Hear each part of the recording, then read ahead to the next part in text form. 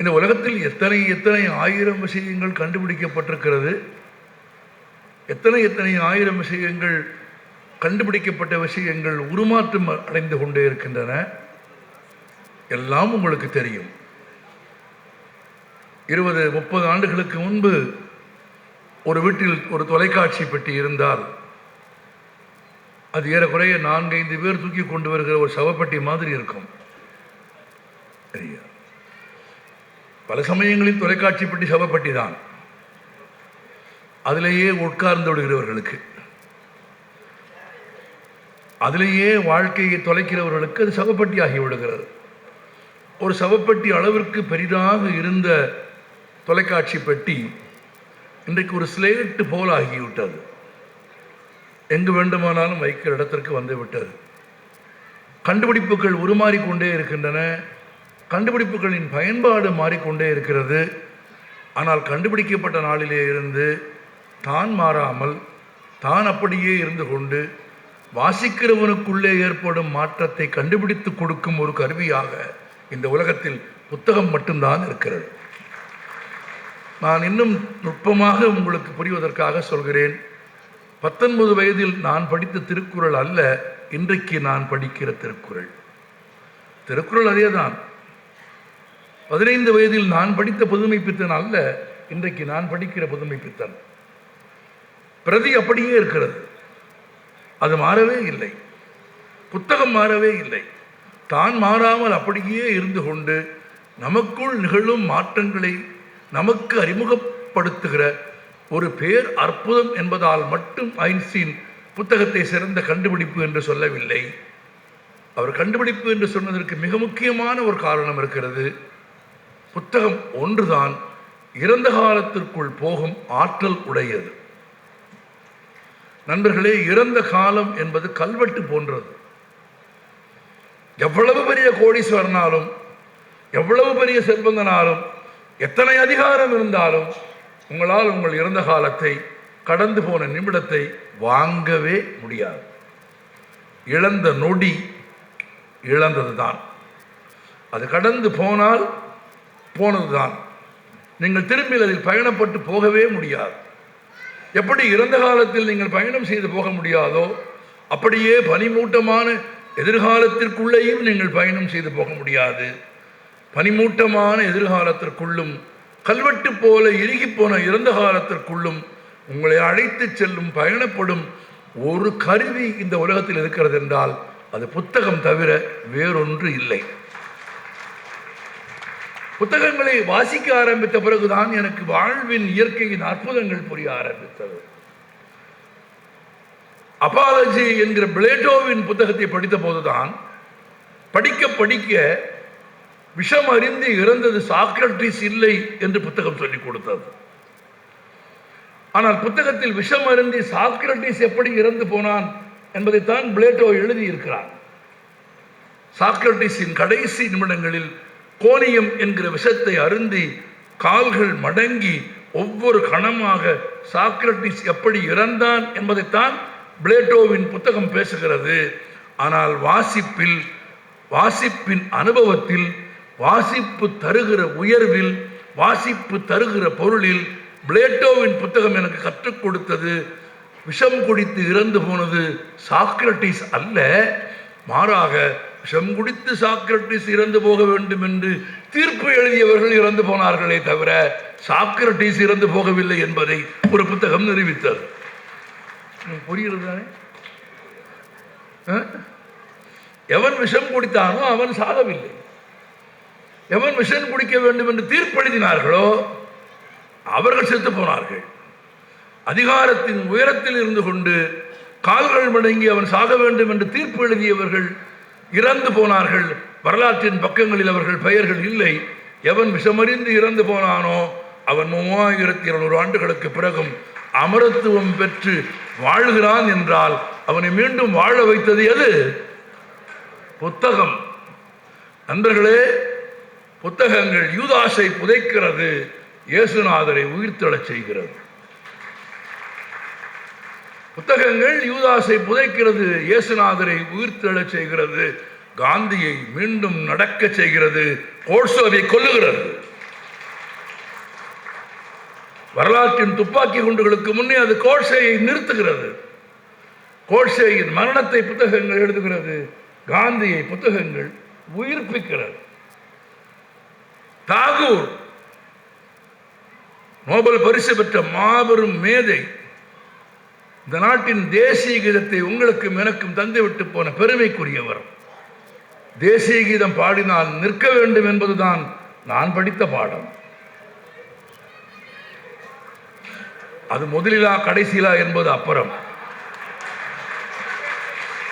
பொதுவாக தேசிய கீதம் பாடினால் நிற்க வேண்டும் என்பதுதான் நாங்கள் பள்ளிக்கூடத்தில் படித்த பாடம். நடந்து போக வேண்டும் என்கிற ஒரு புதிய பாடத்தை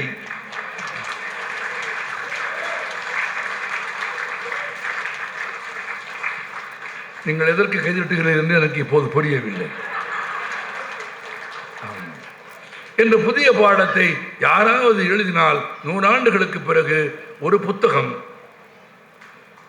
புத்தகம் அல்லது இதோ இங்கே பதிவாகும் ஒரு ஒலி புத்தகம் வரலாற்றின் பக்கங்களில் எழுந்து நின்று யார் தேசிய கீதத்தை உண்மையில் மதித்தது என்பதை வரலாற்றுக்கு சொல்லும். அன்றைக்கு என்றும் நிற்கிறவர்கள்தான் தேசிய கீதத்தின் பக்கம் நிற்பார்கள். புத்தகம் சாதாரணமானதில்லை.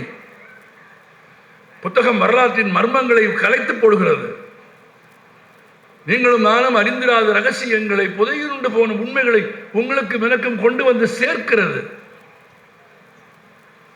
ஆங்கிலேயர்கள் இந்த நாட்டில் 200 ஆண்டுகள் ஆழ்ந்தார்கள். நீங்கள் ஆச்சரியம் பெறுங்கள். அன்றைக்கு இந்த நாட்டின் மக்கள் தொகை 30 கோடி. வரலாற்றின் பக்கங்களில் புத்தகங்களை திரும்ப படிக்கிற போது உண்மை புரிகிறது. 30 கோடி மக்களை வெறும் 80,000 வெள்ளைக்காரர்கள் ஆட்சி புரிந்திருக்கிறார்கள். எப்படி என்று அவர்கள் எழுதிய புத்தகங்களை படித்த போதுதான் தெரிந்தது. அவர்கள் எழுதினார்கள், இந்தியர்கள் 30 கோடி பேர் இருந்தார்கள், ஆனால் 30 கோடியாக இருந்தார்கள். 30 கோடியாக இருந்ததால் 30 கோடியையும் ஆள முடிந்தது. பிரித்தாளும் சூழ்ச்சியை வெள்ளையர்கள் கையாண்டார்கள் என்று வரலாற்றின் புத்தகங்களில் எழுதுகிறார்கள். ஆழ்ந்து படித்தால் பிரித்தாளும் சூழ்ச்சியை வெள்ளையர்கள் இந்தியாவிலே தான் கற்றுக்கொண்டார்கள். எப்படி ஒரே தெருவில், ஒரே ஊரில், ஒரே நிறத்தில், ஒரே தோற்றமுடைய, ஒரே மொழி பேசுகிற மக்களுக்கிடையில் 108 பிரிவுகளை உருவாக்க முடியும் என்பதை ஆங்கிலேயர்கள் இந்தியாவில் பார்த்துத்தான் தெரிந்து கொண்டார்கள். ஆம், இந்தியாவிற்கு வந்தபோது அலெக்சாண்டர் சொன்னார், சிந்து நதிக்கரையில் அந்த புறத்தில் அலெக்சாண்டர் இருந்தார், இந்த புறத்தில் புருஷோத்தமனின் படைகள் இருந்தது. அலெக்சாண்டர் கேட்டார், அவ்வளவு பெரிய படையா? வரலாற்றில் ஒரு உண்மை தெரியுமா உங்களுக்கு? சிங்கங்களை மேற்கத்தியர்கள் பார்த்ததில்லை. அவர்கள் வாழ்க்கை முறையில் சிங்கம் கிடையாது, யானை கிடையாது. யானை போன்ற ஒரு பெரிய உருவத்தை அவர்கள் ஆசியாவிலே தான் பார்க்கிறார்கள். யானை போன்ற ஒரு பெரிய விலங்கை அவர்கள் ஆசியாவில் பார்த்தது மட்டும் புதுமை அல்ல, அந்த யானையை சொன்னபடியெல்லாம் வேலை செய்ய வைக்கிற ஒரு மனிதனையும் பார்த்தார்கள். ரொம்ப ஆச்சரியம் அது. உண்மையிலேயே சகவாசம் விலங்குகளை கூட சிறுமைப்படுத்தி விடுகிறது. உண்மையில் கோழி பறவை இல்லையா? இனமாக பார்த்தால் கோழி பறவை, மனிதனோடு சேர்ந்து அது கால்நடையாகிவிட்டது. ஆயிடுச்சா? எதையும் யாசித்து பெற முடியாத, பெற வேண்டிய அவசியம் இல்லாத பிரம்மாண்டம் யானை. 10 ரூபா காசு, 5 ரூபா காசா? ஆமாம். யானை எப்போது பிச்சை அடிக்க ஆரம்பித்தது? எப்போது? நம்மோடு சேர்ந்த பிறகு, மனிதனோடு சகவாசம் வைத்துக் கொண்டதற்கு பிறகு யானை பிச்சை எடுக்க ஆரம்பித்து விட்டது. ஆனால் அப்போதும் ஒரு கவிஞன் எழுதினான், யானை பிச்சை எடுப்பது, காசு கேட்பது காசை அல்ல, தான் இழந்த காட்டை கேட்கிறது என்று எழுதினான். அதனிடமிருந்து காட்டை பிடுங்கி, அதனிடமிருந்து வனத்தை பிடுங்கிய போகிறது, அது வலிமையை இழந்தது. அது வலிமையை இழந்து அடிமையாக இருந்ததை அங்கிருந்து பார்த்தபோது இவ்வளவு பெரிய விலங்குகளோடு கூடிய படையை எப்படி வெல்வது என்று திகைத்த போது அங்கிருந்து பார்த்த அலெக்சாண்டருக்கு ஒரு வெளிச்சம் கிடைத்தது. 10-12 அடுப்புகள் இருந்து கொண்டிருந்தன. தன் தளபதிகளிடத்திலே கேட்டான். பொதுவாகவே எதிரிகளின் படைகள் இருக்குமிடம் தெரியாமல் இருப்பதற்காக அடுப்பை மூட்டுகிற போது வெளிச்சம் வராமல் பார்த்துக் கொள்வார்கள். ஏனெனில் வெளிச்சம் வந்தால் வெளிச்சம் வந்த இடத்தில் ஆட்கள் இருக்கிறார்கள் என்பதை தொலைவிலே இருந்து கண்டுகொள்ள முடியும். அதனாலதான் நீங்கள் நன்றாக கவனித்தால் இராணுவத்தில் புகைப்பிடித்தால் கூட, புகை பற்ற வைக்கிற போது கூட எவ்வளவு நேரத்திற்குள் பற்ற வைக்க வேண்டும் என்று விதி இருக்கிறது. ஒரு குறிப்பிட்ட நேரத்திற்கு மேல் வெளிச்சம் இருந்தால் அங்கே ஆள் இருக்கிறது என்பதை எதிரி அடையாளம் கண்டு கொள்ளுவான். அதை பற்றிய கவலையே இல்லாமல் 10-15 அடுப்புகள் இருக்கிறதே என்ன என்று கேட்டபோது அலெக்சாண்டரின் ஒற்றர்கள் சொன்னார்கள், மன்னரே, படை பெரிய படைதான், யானைகள் உண்டுதான், குதிரைகள் உண்டுதான். ஆனால் படைப்பிரிவில் இருக்கும் படை வீரர்கள் வேறு வேறு பிரிவை சேர்ந்தவர்கள். ஒருவர் சமைத்த உணவை இன்னொருவர் சாப்பிட மாட்டார்கள். தனித்தனி சமையல், தனித்தனி குழு. அலெக்சாண்டர் சொன்னார், அப்படியானால் இவர்களை வீழ்த்துவது எளிது. நல்லவேளை காய்ச்சல் வந்து அலெக்சாண்டர் திரும்ப போய்விட்டார், வரவில்லை.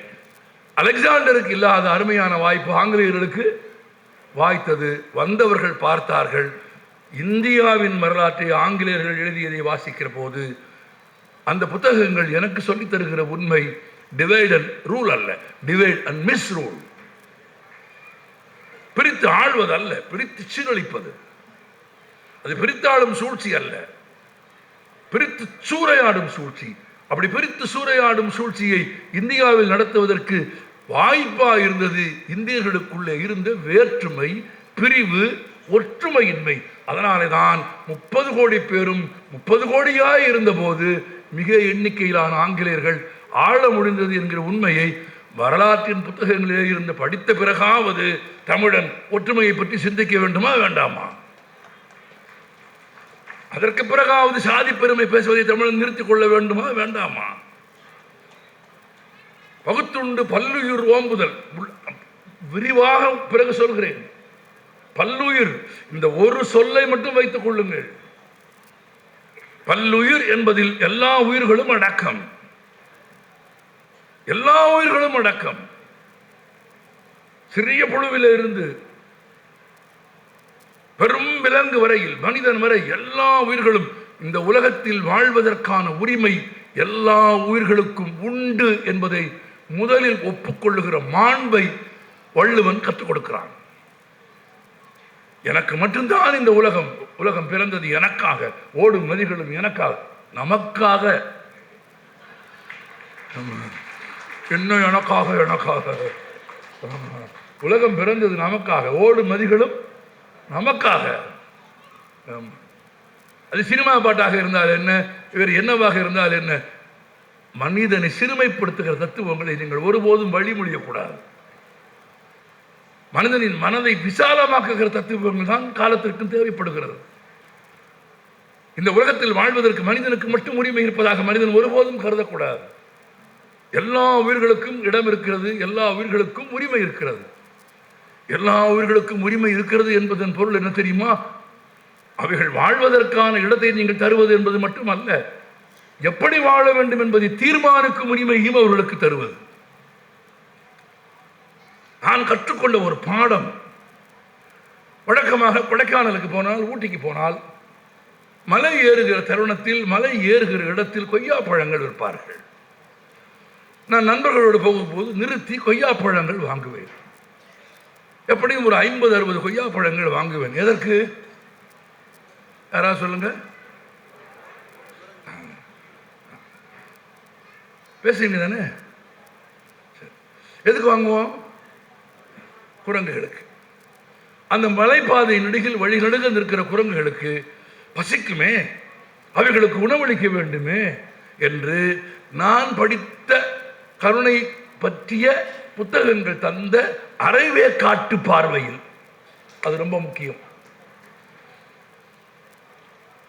கருணை குறித்து, பிறர் பசி குறித்து நான் படித்த புத்தகங்களில் இருந்து நான் கற்றுக்கொண்ட அரைவேக்காட்டுத்தனமான அரைகுறையான என் அறிவின் காரணமாக 50-60 ரூபாய்க்கு பழங்களை வாங்கி வைத்துக் கொண்டு போகிற வழியெல்லாம் குரங்குகளுக்கு கொடுப்பது. அப்படி கொடுக்குற போது என்ன ஒரு மனதில் தோன்றும், பெரிய குரங்குகளின் பசி ஆற்றுகிறோம், அவைகளுக்கு உணவு தருவதற்கு நம்மை விட யார் இருக்கிறார்? அப்படி மனதில் ஒரு பெருமிதம், ஒரு கம்பீரம். 50 ரூபாய்க்கு அல்ப 50 ரூபாய்க்கு 50 கொய்யாப்பழம் வாங்கி கொடுத்த உடனே ஏதோ பெரிய சாம்ராஜ்யத்தையே எழுதி கொடுத்தது மாதிரி ஒரு செருக்கில் இருந்தான். ஒருத்தன் கலட்டி அடித்தான் செருப்பில். ஆமாம், புது செருப்பு அடித்தான். என்ன தெரியுமா சொல்லி அடித்தான்? எதுக்கு வாங்கினேன்னு கேட்டான். நான் சொன்னேன், வழிநடுகில் போகிற பாதையில் அமர்ந்திருக்கும் குரங்குகளுக்கு பசியாற்றுவதற்காக. அவன் சொன்னான், உங்ககிட்ட 50 ரூபா இருக்கிறதுக்காக குரங்குகள் பிச்சை எடுக்க வேண்டும் என்று நீ விரும்புகிறாயே, உனக்கு வெட்கமாக இல்லையா என்று கேட்டான்.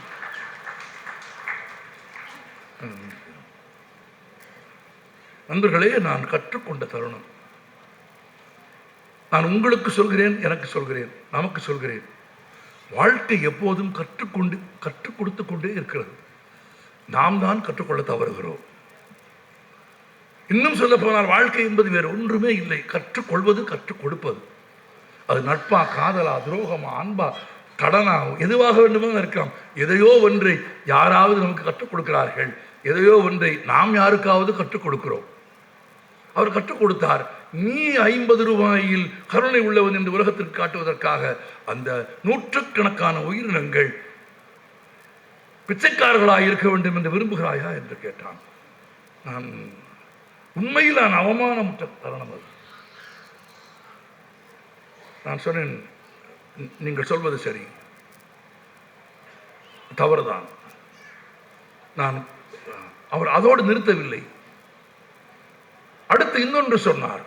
தானாக இறை தேடிக் கொள்ளும் அவன் வலிமைகளை நீ ஏன் இழக்க செய்கிறாய்? தன் பசிக்கு தானாக தேடி உணவு தேடி மரங்களிலே போய் கனிகளை வேட்டையாடி உண்ணும் இயற்கை அதற்கு தந்த வலிமையை விட்டுவிட்டு அதை நீ உன் பேருந்து எப்போது வரும், நீ எப்போது பழம் கொடுப்பாய் என்று வரிசையில் உட்கார வைக்கும் ஒரு பிச்சைக்காரனாக மாற்றுகிற உரிமை உனக்கு எப்படி வந்தது என்று கேட்டார்.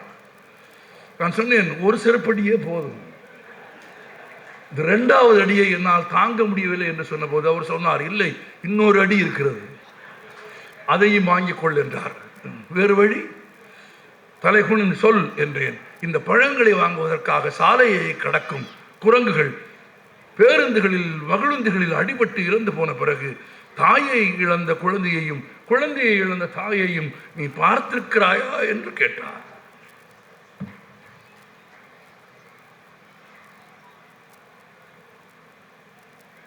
என் பயணம் முழுவதும் துக்கம் நிரம்பியதாகிவிட்டது.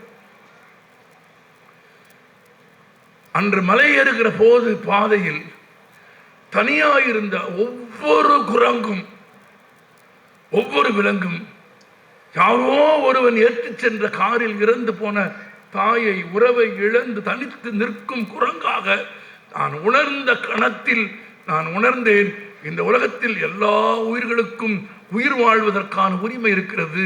மனிதன் செய்ய வேண்டிய வேலை அந்த உரிமையில் குறுக்கிடாமல் இருப்பது,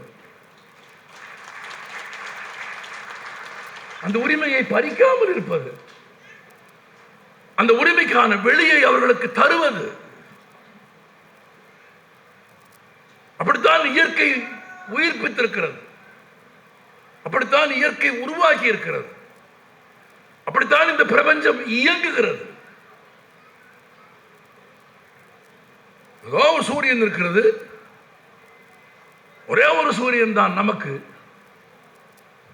ஒரே ஒரு சூரியன் தான். ஆனால் இந்த பிரபஞ்சத்தில் எண்ணற்ற நூற்றுக்கணக்கான சூரியன்கள் இருக்கிறது. அந்த ஒரே ஒரு சூரியனுக்கு பூமிக்குமான இடைவெளியை பற்றி நியூட்டன் எழுதிய ஒரு குறிப்பு, மகத்தான குறிப்பு. நியூட்டன் எழுதினார், சூரியனுக்கும் பூமிக்குமான இடைவெளி தற்செயலானது அல்ல என்று எழுதினார். இதில் என்ன பொருள்? நியூட்டன் சொன்னார், கொஞ்சம் நெருங்கி இருந்தாலும் கருகி போயிருப்போம், கொஞ்சம் விலகி இருந்தாலும் குளிர்ந்து போயிருப்போம், குளிர்ந்தும் போகாமல் கருகியும் போகாமல் சரியான அளவு வெப்பத்தோடு, கண்ணதாசன் சினிமாவில் தான் எழுதுவார், ஆயிரம் கரங்கள் நீட்டி அணைக்கின்ற தாயே போற்றி, அருள் பொங்கும் முகத்தை காட்டி இருள் நீக்கம் செய்வாய் போற்றி, தூரத்தே நெருப்பை வைத்து சாரத்தை தருவாய் போற்றி என்று கண்ணதாசன் எழுதிய பாடல் என்பது வேறொன்றும் இல்லை, நியூட்டன் வேறு வார்த்தைகளில் எழுதியது. அந்த இடைவெளியில் சூரிய ஒளியை குடித்துத்தான் இந்த உலகம் வாழ்கிறது. அதனாலதான் சிலப்பதிகாரம் ஞாயிறு போற்றுதும் என்று தொடங்குகிறது. இந்த இயற்கை சார்ந்த அறிவு, இயற்கையை பற்றிய காதல், இயற்கையின் மீதான மதிப்பு தமிழர்களுக்கு இருந்தது. தமிழர்களுக்கு இருந்தது. நீரோடும் பாதையை தமிழர்கள் ஒருபோதும் தடுத்ததில்லை. நீர் நிற்கும் இடங்களை தமிழர்கள் ஒருபோதும் ஆக்கிரமித்தது இல்லை. இப்ப இல்ல, முன்பு முன்பு வனங்களுக்குள் சென்று உயிரினங்கள் வாழும் இடங்களை தமிழர்கள் ஒருபோதும் ஆக்கிரமித்ததில்லை. நீங்கள் காடுகளுக்கு போய் பாருங்கள், ஆதிவாசிகள், ஒரு ஆதிவாசியின் வீடு கூட செம்மரத்தாலோ தேக்கு மரத்தாலோ பலா மரத்தாலோ கட்டப்பட்டது அல்ல. பெரும் வளர்ந்த பெரும் மரங்களுக்கு நடுவில் வாழும் காட்டுவாசிகள் தங்கள் வீடை வளர வளர வெட்டும் மூங்கில்களை கொண்டுதான் கட்டுவார்களே தவிர பெரும் வளர்ந்த மரங்களை வெட்டி ஒருபோதும் வீடு கட்ட மாட்டார்கள்.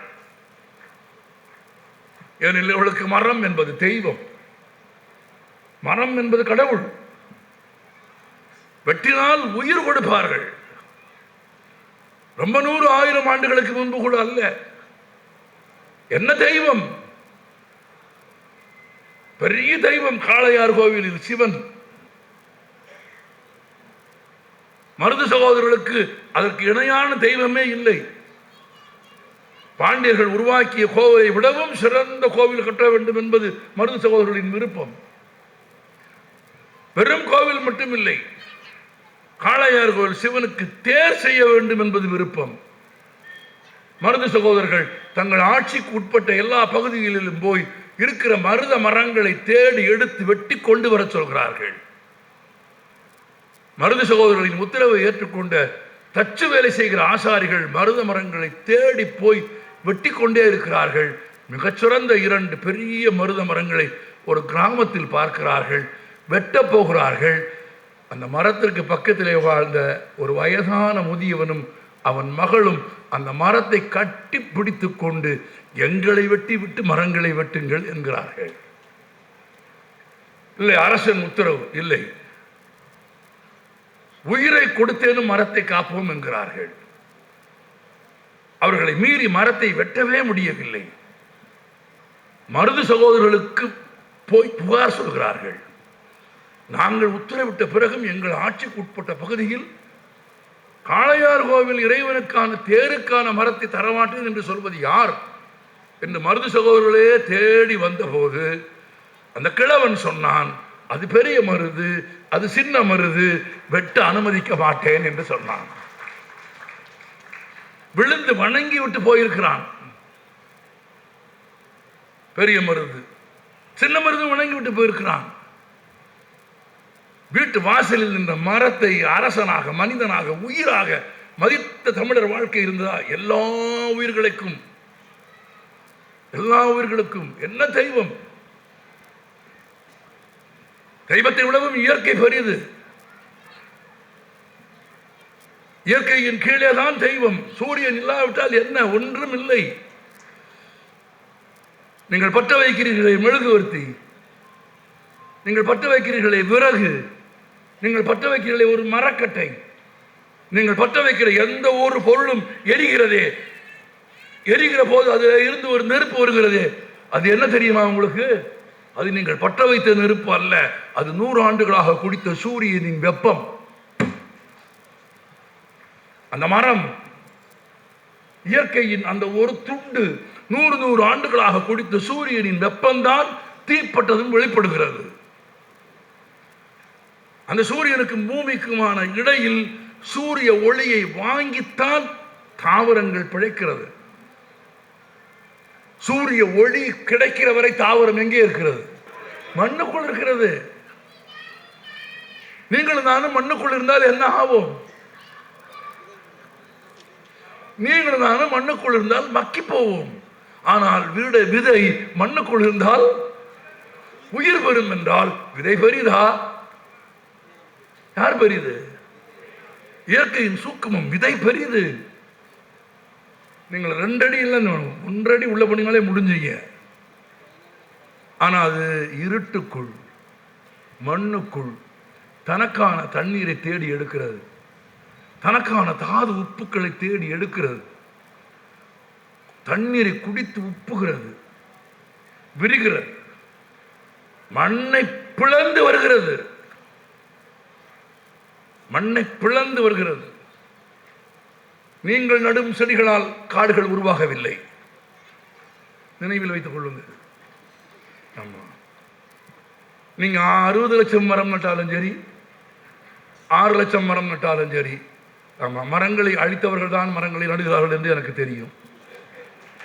எனக்கு தெரிந்தவரை ஆமா, யார் மரங்களையும் காடுகளையும் அழித்து தங்கள் வாழ்விடங்களை உருவாக்கினார்களோ அவர்கள் தான் ஊர் பூராவிலும் மரம் நடுவதாக சொல்லிக்கொண்டு வருகிறார்கள். அப்படியே நீங்கள் லட்சக்கணக்கில் மரம் நட்டாலும் ஒரு சதுர அடி காடு உருவாக்கும் பல்லுயிர் தேக்கத்தை, ஒரு சதுர அடி காட்டில் தேங்கி கிடக்கும் உயிரின் ஆற்றலை, சக்தியை உங்கள் லட்சக்கணக்கான மரங்களால் ஒருபோதும் உருவாக்க முடியாது.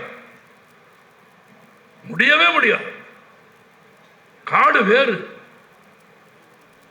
அந்த காட்டில் ஒரு பயிர் முளைக்கிறது என்றால் அது மண்ணுக்குள்ளே இருந்து, பூமிக்கு அடியிலே இருந்து நீங்களும் நானும் எங்கே இருந்தால் மக்கி போவோமோ அங்கே இருந்து எக்கி உயிர் பெற்று வெளியே வந்து பிறகு சூரிய ஒளியை பெற்று காற்றை குடித்து காற்றை தந்து மரமாகி தாவரமாகி வளர்ந்து உயிர் பெறுகிறது. நண்பர்களே, பல்லுயிர் என்று வள்ளுவன் எழுதியதில் தாவரங்கள் தொடங்குகிறது. தாவரங்களில் இருந்துதான் பல்லுயிர் வாழ்க்கையின் சுழற்சி ஆரம்பமாகிறது. தனக்கான உணவை தானே தயாரித்து உண்ணும் வல்லமை பெற்றவை தாவரங்கள். நம்ம அப்படியா? தனக்கான உணவை தானே தயாரித்து உண்ணும் வல்லமை பெற்றவை தாவரங்கள். இன்னொரு சிறப்பு தாவரங்களுக்கு உண்டு. தாங்கள் உதிர்க்கும் இலைகளை மீண்டும் தாங்களே உண்ணும் வலிமையும் பெற்றவை தாவரங்கள்.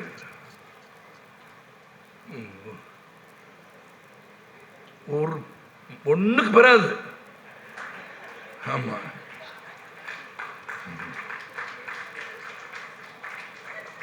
அந்த சொல்லக்கூடாதுன்னா இல்ல, வள்ளுவன் சொல்றான் மயிரினும் இழிந்த கடைங்கிறான். ஆமா, முடிஞ்சிச்சுன்னா முடிஞ்சிச்சுதான்.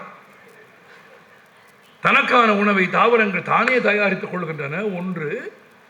2, தங்கள் உடம்பில் இருந்து வெளியேறும் கழிவை மண்ணில் செமித்து மீண்டும் அவைகளை தானே உண்டு வளர்கின்றன. பல்லுயிர் பெருக்கத்தில் முதல் தொடக்கமாக பேர் உயிராக தாவரங்கள் இருக்கிறது.